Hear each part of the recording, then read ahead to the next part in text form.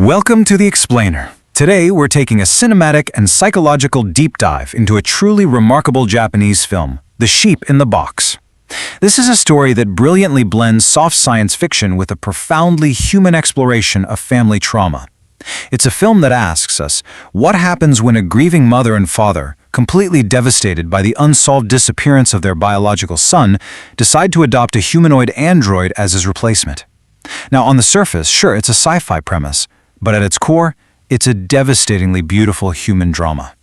Today, we're going to break down the visual motifs, the psychological journeys of these characters, and the deep, hidden metaphors that really make this masterpiece tick. Okay, let's dive into this. Here's our roadmap for today. First, we'll look at minimalism and living trees. Second, the Little Prince metaphor. Third, two paths of grief. Fourth, reimagining sci-fi. And finally, a bitter healing resolution. Starting us off with Section 1, Minimalism and Living Trees. You know, the director here uses the physical environment to tell us absolutely everything we need to know. The cinematography relies heavily on a highly sophisticated, super clean, less is more aesthetic. Picture the minimalist elegance of a Japanese Muji store, and you're right on track. But this use of negative space isn't just a style choice. It actually heightens the emotional tension and reflects the profound internal void of these grieving parents. And to counteract this cold emptiness, we have this incredible tree motif.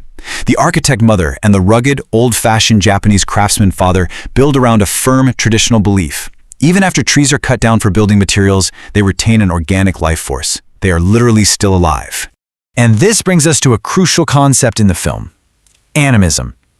Animism is basically the belief that objects, places, and creatures all possess a distinct spiritual essence or living soul. The film uses this traditional Japanese aesthetic and belief system to help the parents process their deep, overwhelming grief. I mean, think about it. If a craftsman can find a living essence within a dead piece of wood, then perhaps a human-made object, like their mechanical android son, might truly harbor a soul beneath his artificial exterior. The film illustrates this perfectly in this quiet, haunting little scene. The father sits in a dark, empty room with the android. The machine's profound, unblinking silence acts as a mirror, perfectly capturing the heavy, unspoken weight of human grief. It's like an empty vessel just waiting to be understood. Moving right along to Section 2, the Little Prince metaphor. This brings us to the very heart of the film's title, which is actually a brilliant structural nod to Antoine de Saint-Exupéry's classic book, and it brilliantly illustrates the central emotional thesis of our story. You probably remember in The Little Prince, the prince is only satisfied when the narrator draws a box and tells him that the sheep he wants is hidden inside it. The prince has to use his imagination, his belief, to see what isn't materially there. The film explicitly borrows this concept, reminding us of that beautiful, awe-inspiring realization: the most important things are invisible to the eye. So, how exactly does this apply to our grieving family? We can break it down into 3 simple steps. Step 1, the android's mechanical body is the box. Officially, the core mechanics of the android dictate that it lacks human emotion and literally cannot feel sadness. Step 2, the mother chooses to believe in the unseen sheep inside that box. She chooses to believe that this android has a hidden, unique soul. But step 3 is where the real tension lies. She must ultimately separate this new soul from the memory of her lost biological son, confronting her own ego in the entire process. All right, Section 3, Two Paths of Grief.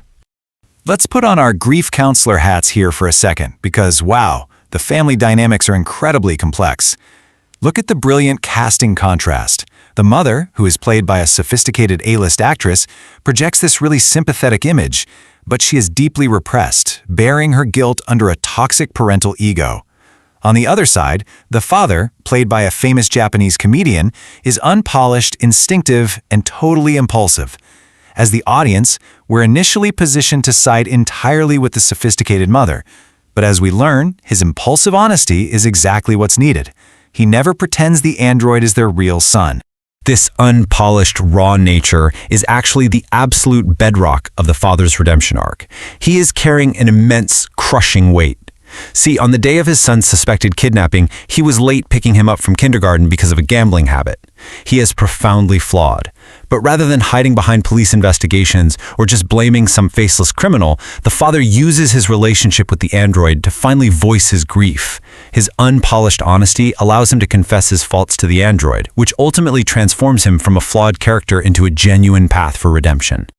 Meanwhile, the mother undergoes a totally devastating revelation. Starting out as our sympathetic protagonist, her sophisticated repression slowly starts to crumble. She realizes she's projecting a toxic parental ego onto the android, basically trapping him in the role of her deceased child. Tragically, she sees that she's repeating the exact same neglectful behaviors of her own the mother, the person she hated most for the tragedy. Her breakthrough happens at this eerie abandoned school where the android actually leads them. There, she discovers a group of abandoned children and androids who share a collective will. They want to live freely in the forest. Confronting their independent desire is what finally shatters her selfishness once and for all. Up next, Section 4, Reimagining Sci-Fi Identity. Normally, when we think of artificial intelligence in Japanese cinema, classics like Ghost in the Shell Innocence come to mind, right?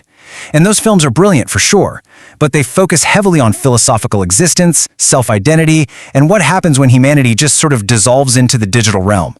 The Sheep in the Box contrasts sharply with this. It doesn't dwell on the science or the mechanics. Instead, it uses the sci-fi premise purely as a mirror for humanism. The artificial life is just a vehicle to explore the intimate, messy complexities of the human heart and the really tough reality of family trauma. And finally, Section 5, a bitter, healing resolution. So, we arrive at the climax, where the android's son announces his radical plan to leave them and move to Hiroshima, retreating to the forest with his chosen family. Now, as an explainer, we kind of have to look critically at the cinematic pacing here. On screen, the parents accept this massive departure almost instantly. Now, the director does give us a brilliant list of visual clues foreshadowing this, like the pervasive background tree motifs, the android's constant physical gaze toward the forest, and those subtle, childlike drawings of leaves scattered in his room. But psychologically, looking at the 3 stages of radical emotional acceptance, realistically it should take these grieving parents at least 3 months to process the initial shock, confront their ego, and reach true emotional acceptance. It's a minor narrative flaw, but in an otherwise masterful film. So the crucial point is, materially, we are left with a devastating surface reality. Their biological son is still gone. The disappearance remains unsolved. And now, they've lost their android son to the forest too. Yet look at the emotional reality. Their hearts are incredibly full. They have ended their vicious cycle of mutual blame. By respecting the android's independent will, the mother finally lets go of her toxic parental ego and accepts the painful reality of her loss. They have, at last, found the sheep in the box. Which leaves us with a pretty powerful reflection.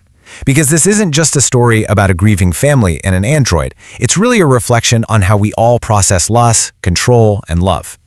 So I want to leave you with this provocative question to ponder. Where are you projecting your own ego onto the people in your life, forcing them into boxes of your own making? And more importantly, what hidden sheep, what invisible, vital truths do you need to search for in your own life? Thank you so much for joining me on this explainer, and remember, keep looking for what is invisible to the eye.